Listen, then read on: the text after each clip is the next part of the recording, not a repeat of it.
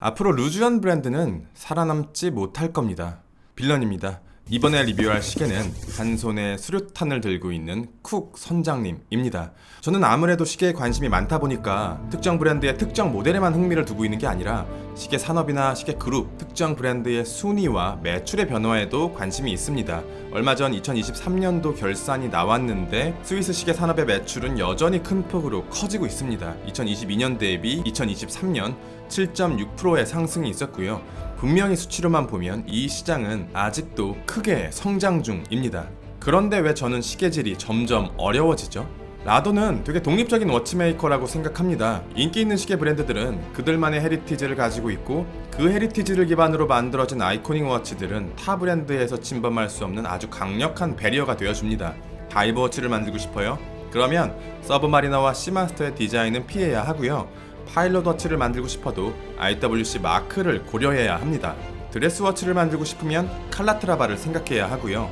이 브랜드도 마찬가지로 자신들만의 헤리티지 디자인을 보유하고 있습니다. 협소한 제 시각으로 바라봤을 때 범용적, 일반적인 디자인을 조금 벗어난 것들이 많은데요. 이런 특성 덕분에 라도는 주류는 아니지만 열정적인 팬보이가 비교적 많은 브랜드입니다. 그런데 이 독특한 디자인은 이 브랜드가 가진 여러 배리어 중에 하나가 되어 버렸어요. 새로운 무기가 하나 더 생겼거든요.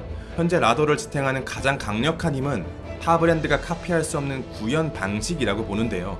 언제부터인지는 저도 정확히 모르겠지만 하이테크 세라믹이라는 특별한 소재가 이 브랜드를 천천히 집어삼키기 시작하면서 현재 라도에서 강철은 오히려 비주류가 되어가고 있습니다.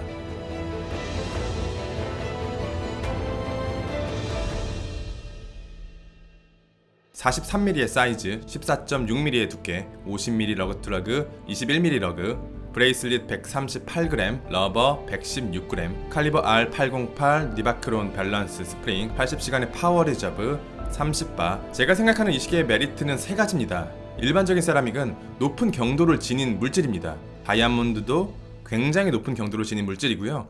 철은 이것들에 비해서는 경도가 약하고 금은 훨씬 더 약합니다. 금은 바람만 불어도 스크래치가 난다는 썰이 있죠. 반대로 세라믹은 다이아몬드처럼 경도는 높지만 강도는 낮아서 쉽게 부서집니다. 이런 특성을 고려해보면 세라믹은 시계 소재로는 적합하지 않아요. 스크래치에 강하지만 쉽게 부서지기 때문인데요. 이 시계에 사용된 하이테크 세라믹은 밀도를 굉장히 높게 끌어올려서 강도와 경도를 둘 다 잡은 물질입니다. 그러면서 강철에 비해 세라믹이 갖고 있는 장점이 추가적으로 생기게 되는데요. 강철이나 골드에 비해서 가벼운 무게, 온도 변화에 둔감하고 스크래치에 매우 강하며 발색이 쉽습니다. 단점은 오밀조밀한 빌드 퀄리티를 잡기가 어렵다는 것인데요. 이 부분에 대해서는 다시금 말씀드릴게요. 시계에 처음 입문했을 때 가장 먼저 눈에 들어오는 게 이렇게 무브먼트의 일부분을 볼 수 있게 만들어 놓은 스켈레톤 다이얼이거든요.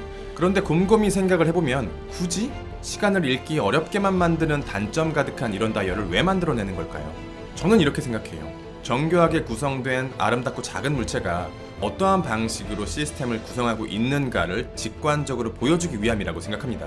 그래서 엔트리나 저가 브랜드가 만들어내는 단순히 무브먼트의 일부분을 보여주는 스켈레톤 다이얼은 근본적인 목적을 이루지 못하기 때문에 쉽게 물린다고 생각하고요. 진짜 스켈레톤 다이얼은 이렇게 내부의 작동 과정을 완벽히 보여주는 오픈워크 방식으로 만들어져야 된다고 생각합니다. 시스템이 돌아가는 과정을 보여줘야 해요. 물론 이것도 완벽하다고 생각하진 않습니다.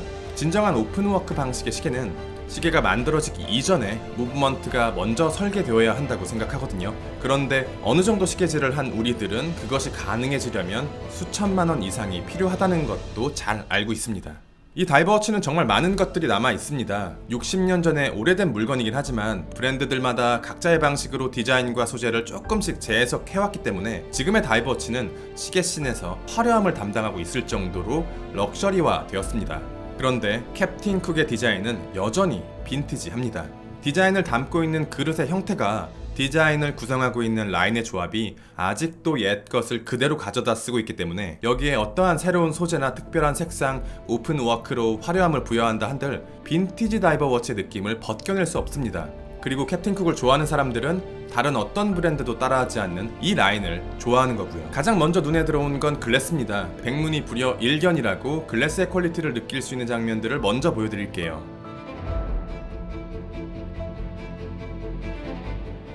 이렇게 굴곡진 도명 사파이어 글래스를 제대로 만드는 브랜드는 생각보다 많지 않습니다.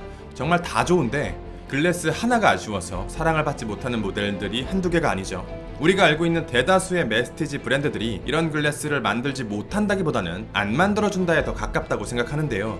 글래스가 시계 퀄리티의 방점을 찍는 아주 중요한 요소이기 때문에 브랜드 간의 급을 나누는데 사용된다고 생각합니다. 보통 도면 글래스는 특유의 곡률 때문에 빛 반사가 심하고 가독성이 많이 부족합니다. 그런데 이 시계는 이상할 정도로 깨끗하더라고요. 푸른빛이 없어서 생각하지 못했는데 단면이 아니라 양면 무반사 코팅이 발려 있습니다. 무브먼트의 피니싱은 중요한데요. 특히 이런 오픈워크 방식의 시계에서 더욱더 중요해집니다. 아무런 피니싱이 입혀지지 않은 날것의 범용 무브먼트를 계속 보고 싶어하는 사람은 그렇게 많지 않을 테니까요. 제가 알고 있던 과거의 라도는 이 정도까지의 피니싱을 잡는 브랜드는 결코 아니었었는데 이런 오픈워크 방식을 브랜드의 주 재료로 활용하기 위해서라도 반강제적으로 무브먼트의 퀄리티와 피니싱을 끌어올려야 했을 겁니다. 뒷면은 거대한 단 모양의 로터가 피니싱의 감상을 방해하지만 정면은 그런 게 없어서 무브먼트의 뒷면보다는 정면을 보는 게 훨씬 더 이롭습니다. 자세히 들여다보면 만족스러운 수준까지 디테일이 잡힌 것을 알 수 있는데요. 플레이트나 여러가지 부품뿐만 아니라 핸즈 홀구와 심지어 핸즈의 옆면까지 마감을 해두었습니다. 시계의 부품 구성상 어쩔 수 없이 스틸이나 티타늄 소재가 필요한 것이 있습니다. 버클 내부를 구성하는 부품들, 브레이슬릿의 링크와 링크를 연결하는 핀, 이런 것들까지 세라믹 소재로 활용하기에는 무리가 있어요. 굉장히 반복적이고 강한 압력이 요구되는 곳이라서요. 하이테크 세라믹이라는 소재가 세밀한 작업이 가능한 강철과는 다르게 부품을 구워내는 방식이라서 케이스같이 하나의 거대한 통짜를 만들어내는 것은 별 문제가 생기지 않지만 브레이슬릿같이 여러가지 작은 부품들 사이에 지속적인 충격과 압력이 발생하는 부분을 이질적인 소재로 연결시키는 데는 어려움이 많습니다. 그래서 저는 이 모델은 브레이슬릿보다 러버가 더 좋은 선택지라고 생각해요. 브레이슬릿 버전으로 구매하고 러버나 가죽 스트랩은 별도로 추가 구매를 해라, 많은 애호가분들이 이렇게 말씀하시곤 하는데요. 대부분의 상황에서 이게 더 효율적인 판단이 맞지만 이번만큼은 예외를 두고 싶습니다. 파텍 필립의 아쿠아넌 역시 분명 브레이슬릿이 존재하지만 대부분 러버 버전으로 구매하시잖아요. 더 가볍고 더 편하고 더 저렴하고 가죽 스트랩과 다르게 반영구적인 데다 만약에 손상된다고 하더라도 추가로 구입하면 되고요. 최근 몇 년간의 엄청난 인플레이션과 고환율, 고금리, 이 세 가지 악재가 합이 아닌 곱으로 반영되면서 실제로 우리가 감당해야 할 부담감은 1.5배에서 크게는 2배 가까이 늘어난 것 같습니다. 거기다 최근 시계 산업의 메인 트렌드가 되게 빠른 속도로 변하면서 워치메이커들의 순위와 위상도 흔들리고 있어요. 진정한 춘추 전국 시대가 왔습니다. 이제는 같은 그룹 소속의 브랜드들끼리도 서로 간의 영역을 침범해야 하는 순간이 올지도 모르겠는데 라도의 영역은 현재로선 그 누구도 접근할 수 없습니다. 리뷰는 여기까지 빌런이었습니다. 감사합니다.